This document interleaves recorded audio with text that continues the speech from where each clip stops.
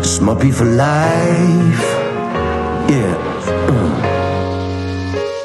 Smoppy for life. Stand up when the chief is here. Hands up. Yeah, the chief is here. Stand up when the chief is here. Hands up. Yeah, the chief is here. Yeah. Smoppy for life. Good afternoon, everyone. I never get tired of that. And my children sing it all the time. So we've got quite an incredible afternoon here. I'm glad everyone can make it. But if any of you have driven from Cape Town Airport into town, and you look to your left and to your right, and you see those colored painted houses, do you ever think to yourself, interesting, what's that all about? Probably not.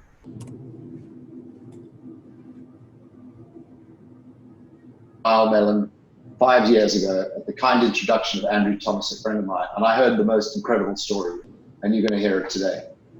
And firstly, though, I want to introduce our special guest, is Mmusi Maimane. Most of you know Mmusi. I'm a great fan of his. He and I are great friends. But Mmusi, why don't you go first and tell everyone what you're up to right now, if you don't mind. And Niall, you're going to have to sit still. Sorry about that. No problem. Great. Thank you, Rob, and great to be on here. And it's great to meet Niall. Certainly I'm a big fan and look forward to hearing more. We are currently at this point in time involved in truly building one South Africa, not just as a statement of ambition of a non-racial future, but truly an economic argument that we're putting forward, that we could truly build a South Africa for all that prospers for our citizens. And at this point in time, obviously, we've been working at building structures across the country and building one South Africa. I've equally so now in the education space, working to build an online support center that works parallel to the education department to ensure that learners who are doing good work can do great work in STEM subjects. So there's a science, technology, English and mathematics. And furthermore, I am ultimately involved in advocating for South Africans who are left out. So we're building a grassroots movement for all South Africans to ensure that ultimately we build a nation, we build that true one South Africa. So that's what I'm busy with, Rob. Very succinct. Niall Mellon in Dublin, Ireland. Tell us what you're doing here in South Africa and elsewhere, and how the hell it all happened. Well, look, you'll hear by my accent, I'm not South African sounding, but I'm very much part South African at this stage. I've spent 20 years in this great country that we all love, even though today I'm talking from Dublin because of the travel restrictions we're all under, but our base and our headquarters is in South Africa and in Cape Town. I'm going to try and say it as succinctly as your other guest introduced himself. I came to South Africa almost 20 years ago, drove into town on a holiday to rent a house in Cape Town and stay for a few weeks. And I was shocked and disturbed, I suppose, by the sight at that time of tens of thousands of shacks on the side of the motorway. And after a couple of days, and Irish people don't tan very well at the best of times anyway with our pale skin. So after a day or two burning myself in the sun, I couldn't get that image out of my mind. And I arranged for somebody to bring me into the nearest township. And I just decided at that moment that I couldn't leave without trying to do something, and that was it. There was no big story other than that, and we set about trying to build some houses. That's how many houses have you built over how many years, and where? This is astounding. We've built about 35,000 houses now, and I'm not sure the exact number. Probably between 200,000 and 250,000 South Africans living in our house. I'm very proud of all the people who've helped me. You know, this would be talking about me today, but really I'm just the leader of an organization, a movement of people who followed behind me, because 25,000 volunteers answered my call to help. And I wouldn't have done very much on my own, and credit, I think, to all of those people. So we've housed maybe close to 250,000 people at this stage. And my last question, and then I know Mmusi's going to ask you on the detail. How does it work? It's 1 week in November every year, isn't it?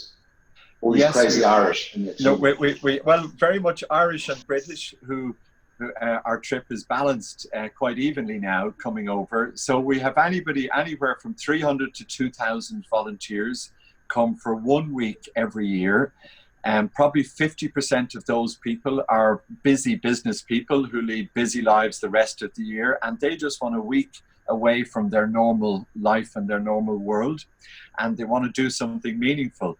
So our trip is every November, and we try to build classrooms. We were building houses for a long time. We have a new education initiative now, which is aimed at providing a better education for 100,000 children. And so currently our once a year trip, the overseas trip, is about building classrooms in schools that desperately need additional classrooms. And during the year, we're very proud to say we run several local building blitzes, which tend to be 1 day to 2 day corporate staff days out, where they come and work in a township and help to build classrooms in their own country. And that's even more fulfilling. So it's a mixture of overseas and local people. I mean, Mmusi, Niall is so modest, but if you think of the incredible thing he's done and financed the whole thing. So over to you. Let's put him on the spot. Is he a saint or is he a saint? I think that is unbelievable. And just on behalf of South Africans, I want to thank you, because I think often we don't express gratitude when South Africans, you are South African by adoption now, to say, firstly, thank you for the hard work that you're doing. And I was interested to hear, I mean, obviously in the ecosystem of building houses, etc., you have to contest with the great difficulty of, how do we deal with buildings? How do we deal with land? How do we deal with all of that? How have you found that policy space? And then I want to talk a little bit more about education, because that's what we want to try and fix in our nation. I'm not sure where to start, but I think fundamentally every organization that's being started has to have a set of values. And for me, when I started, it was all very informal. It was just myself and a hired car and a wheelbarrow. And so it started for me with probably the word respect, that having respect for people is something that permeates its way through everything and all the people who come to work for you on projects. So for me, it was about coming in and asking first, and not telling people what you were going to do for them, asking them what they wanted and what they would like in their communities. And then the second part of it was that I believed that the change that needed to take place on housing lied within every township itself. So I said to our first community in Hout Bay that I would try and only employ people from within that township where we were building. And I think that was a good formula. And then the rest of our value set was that whatever we built, we tried to do good quality. So at that time, South Africa had many challenges under health, education, housing, and was still a relatively new government. So for me, there wasn't enough money for the government to do everything. And the housing subsidy was 11,000 rand. So I didn't let that blinker me. I looked at what would be a good quality house, and we started to build, good block houses with good foundations, with clay tiled roofs. And in a way, I started at the end position of where we wanted to get to, and I didn't allow myself to be held back by the 11,000 rand houses that were being built. And then I looked at how could we get more bang for our buck, that I only had a certain amount of money that I could afford to put in. And I looked at how I could grow this new initiative I had started. So I reached out to people in my own country initially in Ireland. And I said to people, look, if you have dreams and ambitions to be successful, what does success mean to you? Is success money, or is success the good that you do in the world? And I appealed to the second half of that. And I said to people, don't measure your life just by money. Measure it by what the difference you can make in the world. And please give me 1 week of your life. That's what I asked people to do. And I said, I want you to come on a plane with me to South Africa, and you're going to have to pay 5,000 euro. This was nearly 20 years ago. You're going to have to pay 5,000 euro for the privilege of working in a township for a week. So our trip at that time cost about 2,000 euro, and we made a profit of about 3,000 per person. And all of that money was used to buy future materials and to pay for local labor to build the bulk of our houses. And what I realized after a short period of time was the surprise Cape Townians got. Who on earth were these Irish paddies coming over from 6,000 or miles away to build houses in townships in South Africa, and why? So the media were interested, and that helped. And then I realized that if the media were interested, then government policy would be watching us, because politicians contacted me, and then they came out and they saw these wow quality houses that we were building compared to what was being built. And, you know, change doesn't happen overnight, but over a period of a few years, you know, our house became the house to be copied throughout the entire country. So now, I don't know the exact numbers, but 20 odd, close to 20 years later, and I don't know the exact statistics, and I've never bothered looking it up. I'm just proud that it's a fact that our house, what you see now throughout the entire country, is really the Niall Mellon house that's been copied now throughout our entire country in South Africa. So we've housed, you know, a couple of 100,000, but probably, I don't know the figure, maybe 1 million more people are living in our house, which we'd like to think was inspired by our home. So anyway, that's an Irishman talking too long on one little question. Not at all. Now, a quick question. Does it take 7 days to build a house? So it's, you know, one team per house, or do they switch skills? Or? Well, our biggest ever trip and our most successful trip was in Kailicha 12 years ago. In 2008, we had 2,000 volunteers came from overseas, and they brought with them about 15 million US dollars in that 1 week. And from the start of that week to the end of it, they completed over 300 houses. So 2,000 Kailicha residents at the start of the week who had no homes. By the end of that week, 2,000 of them had homes for life. So on our building blitz, what we do is we break a house into about 5 or 6 different pieces. So you've got a foundation that might count for 1/6, block walls a 1/6, electrics a 1/6, a roof a 1/6.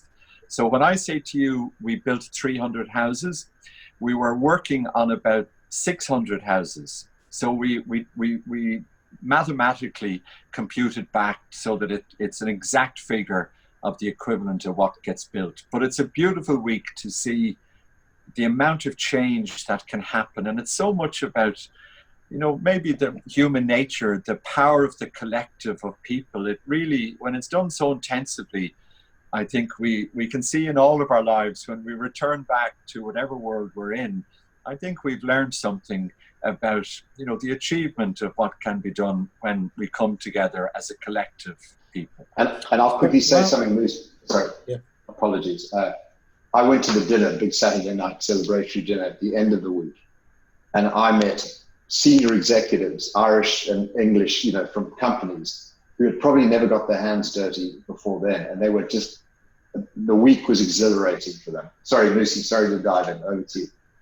No, I mean, I think that sense of mission is such a powerful drive, and that is so desperately needed. I'm going to ask you, it's something that as a country, I think, sometimes when I look at what happens in the rest of the world in terms of race relations, I despair. And then I look at us as a country and I think, actually, we're not as bad as what people paint us out to, considering that apartheid is as recent a history as a few decades ago. But having said that, sometimes, particularly in a city like Cape Town, all of that, you can get the impression of almost two worlds, the sense of the haves and the have-nots. Now, you have the benefit of, if you like, an international perspective in terms of race relations and a domestic perspective. When you arrive and there's a bunch of Irishmen working with people in Khayelitsha, talk to me about that experience, because I think it's educational for the people of our country.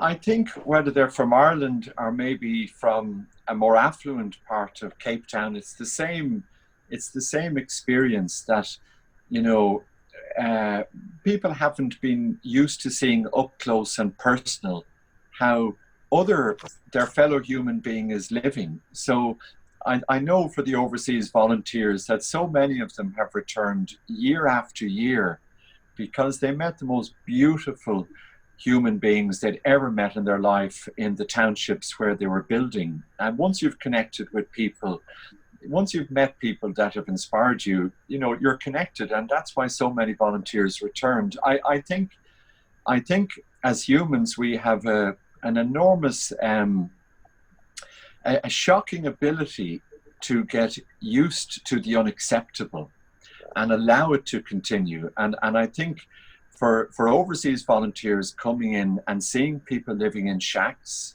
and seeing particularly children and babies living in these conditions was deeply upsetting and moving.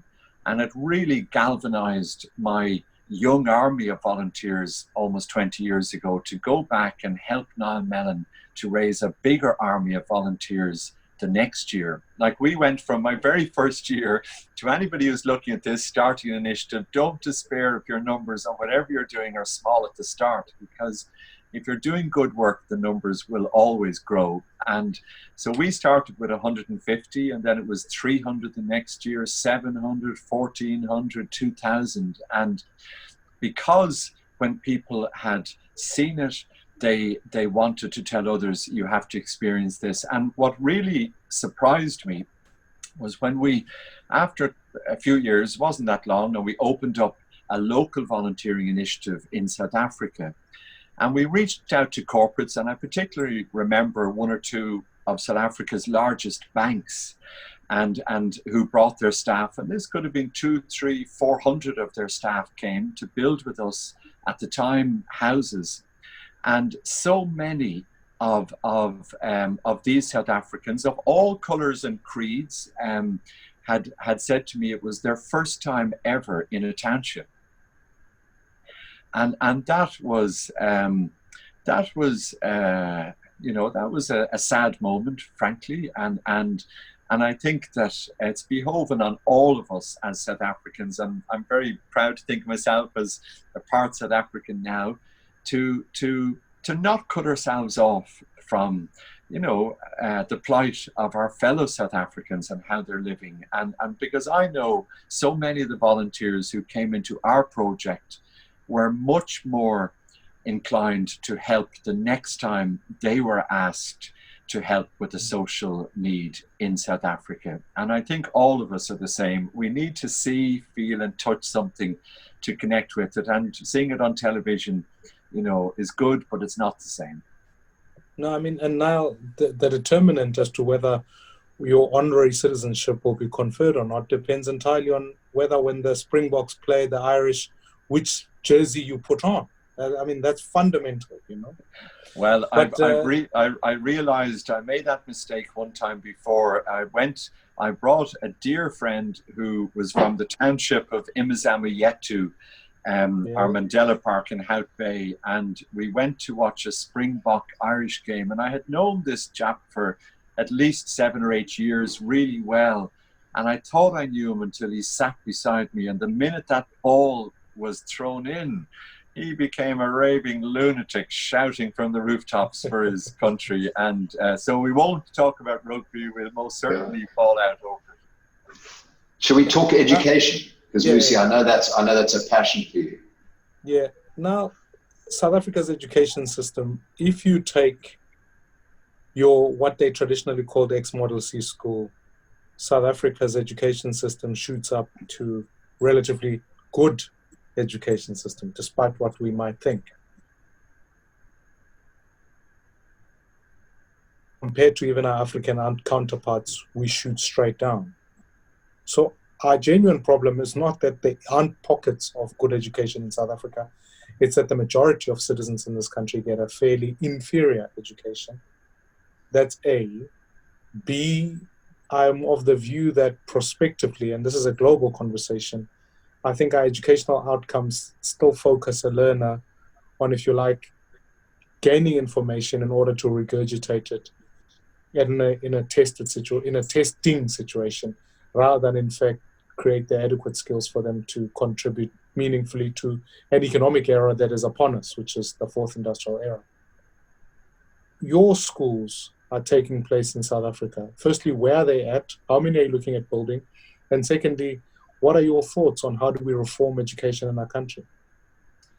Okay, if I start at the end, our initiative is to improve the education for 100,000 children. And we didn't know anything about education 6 or 7 years ago. We came from a construction background, so we gravitated into the most comfortable spot for us, which was simply construction and to build classrooms.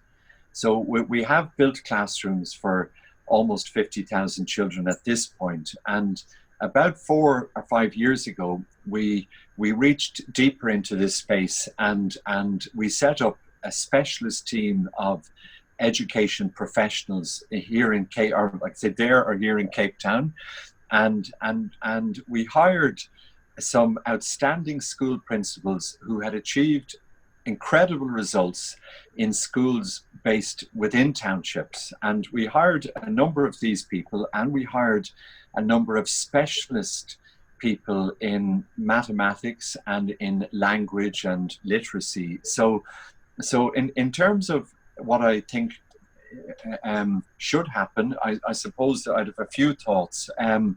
One of them would be, now there's probably 6 or 7 things, so apologies if this seems a bit long, but firstly, again, I would like to say an enormous thank you to the government in the Western Cape, because the Education Department have given us a very warm welcome and an opportunity to be one of the NGOs that's part of trying to deliver better education. And that speaks volumes, because I know of other friends in different countries where local government is not receptive to other people coming into their protected space on education.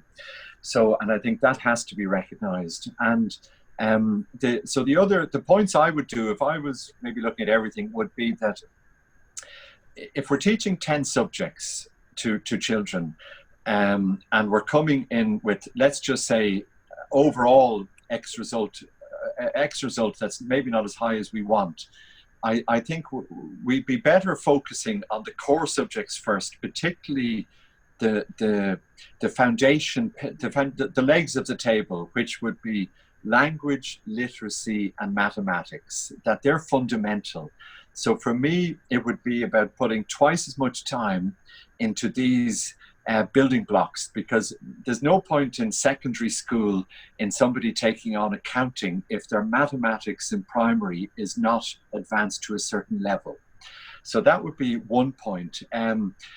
There's an international study that has shown that children who go to ECDs, early childhood development centers, are 16 times more likely in developing countries to be a tax contributor to their country in later years. So early makes a huge difference to children. For me, technology is there, but technology remains a huge obstacle within South Africa, because if a teacher is not comfortable himself or herself using technology, then they can't impart that to their learners. So we have to look at how to break down that psychological barrier. And to me, it's a combination of technology and old-fashioned teaching. So we need people in the schools holding the hands of teachers to get until they're comfortable with technology. And we need to invest in the personnel to do that. Then I think if you look at the teaching subjects that need help, particularly those ones of language, literacy, and mathematics, a lot of teachers have got a few areas where they need assistance. And to me, it's about partnerships, partnerships, partnerships. And what I mean by that is in the United States, we have approximately 500,000 teachers retire every year. In the United Kingdom, we've maybe 70,000 teachers retire every year. And I'm sure we could talk to tens of thousands of these teachers and ask them to give us maybe, could you give this teacher in South Africa who needs help with algebra or with multiplication, can you partner with that teacher using technology and have a sort of buddy system? And nobody in the world has done that at a level globally. It remains to me the big opportunity, and that's to connect overseas teachers on a voluntary basis.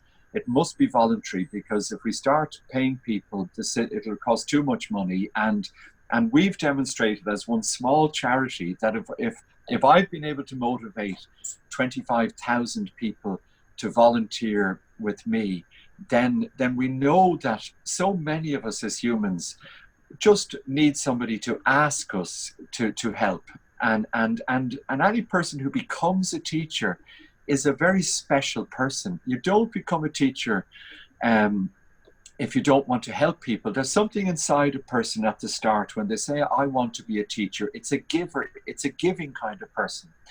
And they may end up, some of them becoming cynical, tired, bored, frustrated with it. But as a general label, I believe they're an outstanding group of people. So if we could connect using technology overseas and in South Africa and do a buddy system, I think it would be transformational.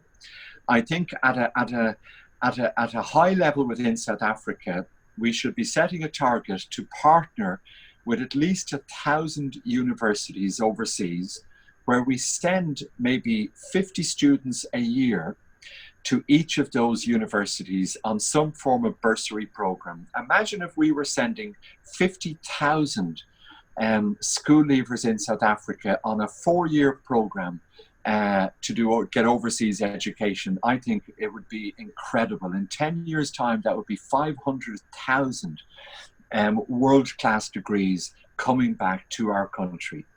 I think fundamentally we're in a new world now with COVID, and the economic fallout and impact is going to last for many years as a result of COVID. And even if COVID gets, and let's hope it does, a vaccine within 12 months, if you look at all the reports are saying that it's going to set countries back 5 years, maybe 10 years, maybe 15 years in some cases. So we need a new approach to business. It's no longer good enough, in my view, to simply ask business to play a part and be a good company, be a good citizen. We need measures now to ask, and it's not about money, it's about skill sets. If you look at the biggest companies in South Africa who are running phenomenally organized and sophisticated operations, it's the skill set to do that, and asking some of these companies to assist in a voluntary way, and this has to be the measure, because companies know how to make money, they know how to charge for their services, and I think we have to look with a very fresh perspective on how companies can demonstrate their national citizenship, their national allegiance to South Africa, and it has to be more than words. And I think that education is the future for our country, and unless we rapidly reassess how we're going to deliver a brilliant education, we're going to really, COVID will only be the cause of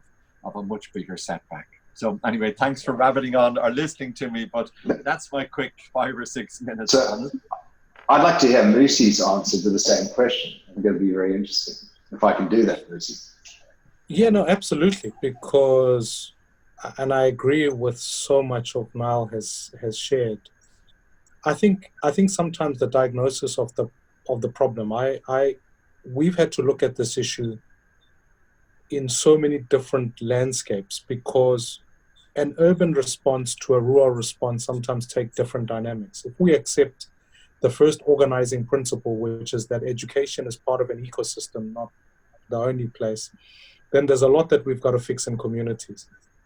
And part of the key problem is, I think South Africa needs to find a way, if you do any research, the success of any child before they enter into a classroom requires that there must be a responsible adult at home, or two adults preferably, so that those kids can get through. It is not an accident that kids who come from stable homes actually make it through education. So what are the policy questions that South Africa must do to ensure that there's an inbuilt incentive that keeps people together? It is not helpful for our country to, what apartheid did successfully in an evil manner, was to split up families. It took fathers away from their kids and said, you go work in a mine here, or you do this there. And the net consequence of that is that you've got kids who don't have that sort of value-based in a society. And so we've got to think harder about how do we fix that ecosystem, because it becomes absolutely crucial. Second to that is, I completely agree that we need to rethink what subjects we put into kids. I think that the government has not gone ahead and put spectrum on the table, so that actually the cost of data, coupled with the fact that you can put coding as a language into the educational classroom, is actually a crime to me. I think if we were to assess what is our failure in the last 26 years, that ability to reform education has been the most crucial one.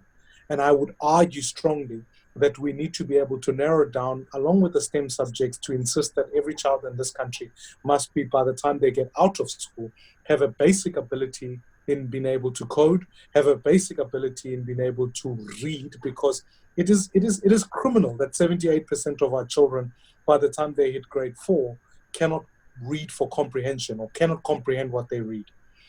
Furthermore, I think that we need to, I love what you're proposing about twinning teachers, because I think part of the inherited legacy of South Africa is that we've got many teachers who happen to be in the classroom, and their ability to be able to say the competence of which what I'm transmitting to the learner must go beyond the learner tells me that, in fact, you are hitting a space. And I know, I grew up in the townships, so I know many of the teachers who were there taught because the system said you can teach. It wasn't derived first and foremost from calling. It was derived fundamentally from saying, well, this is a job that you can do. So we need to develop our teachers' competence so that we raise that up, because it's a workforce of citizens who are committed to being at the front line.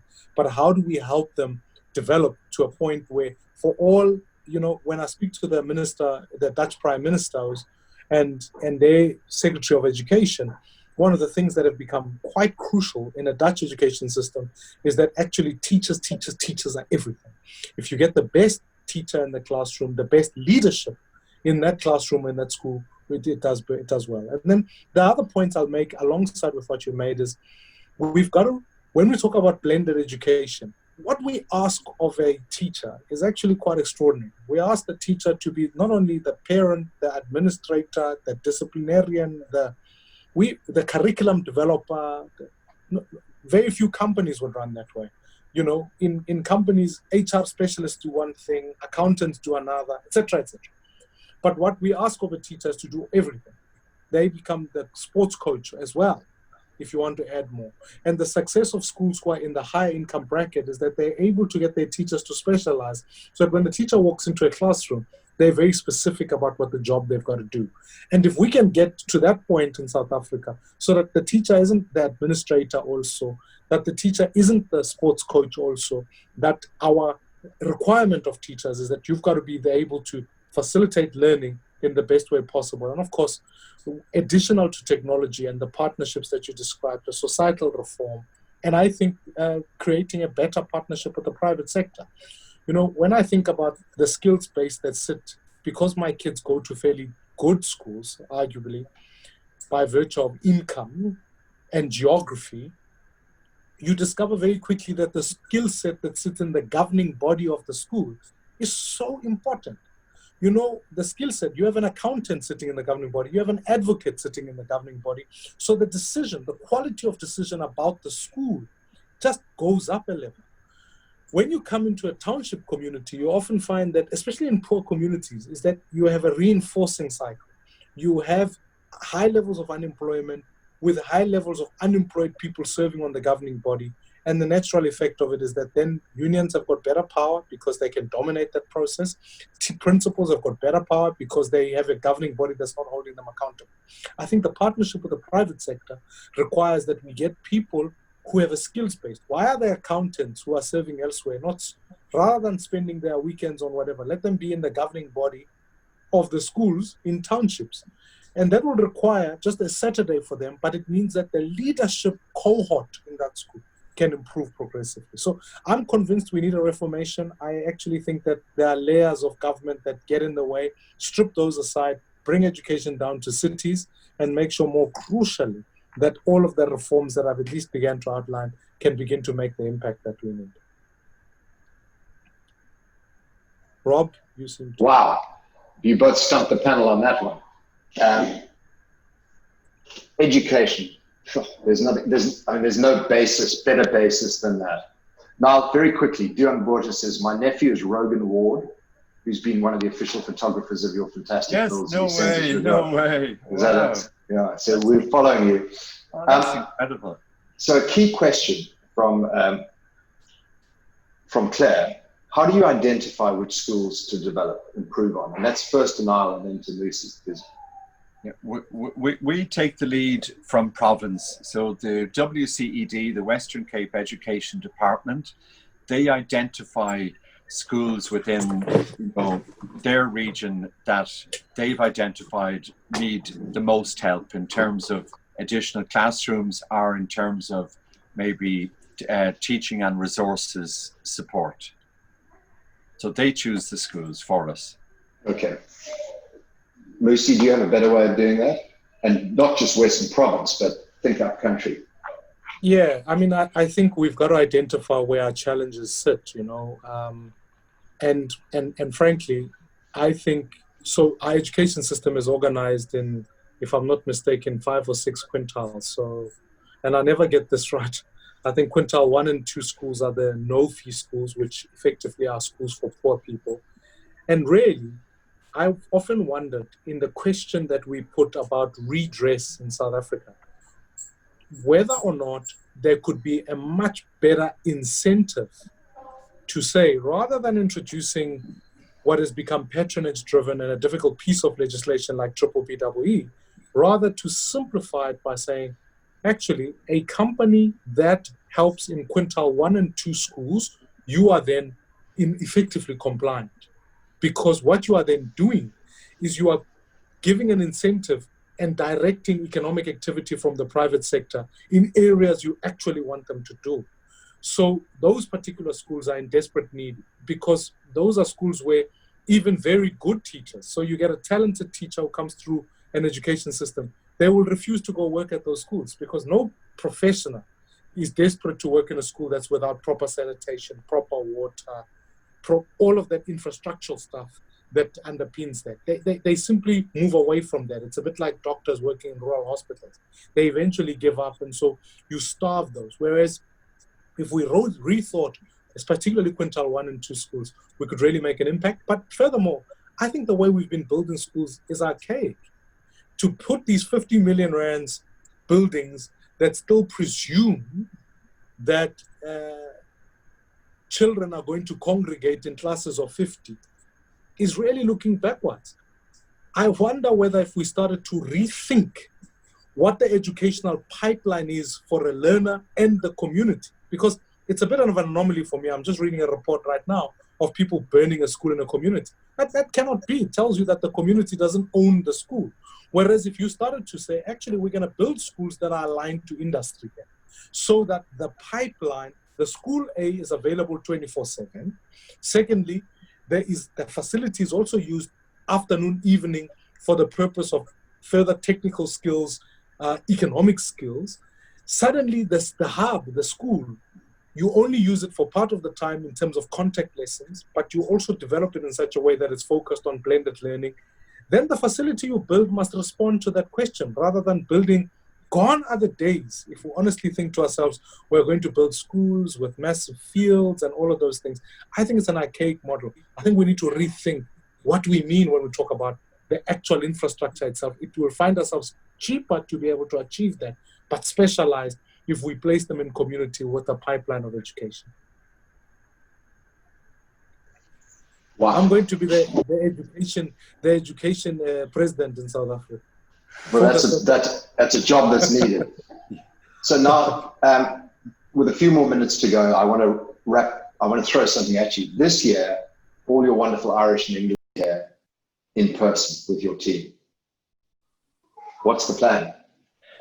Well, this is our most difficult year in our almost 20 years of doing our volunteering trips. It's the first year ever that we've had to cancel our trip, and this trip is our big fundraiser for the year.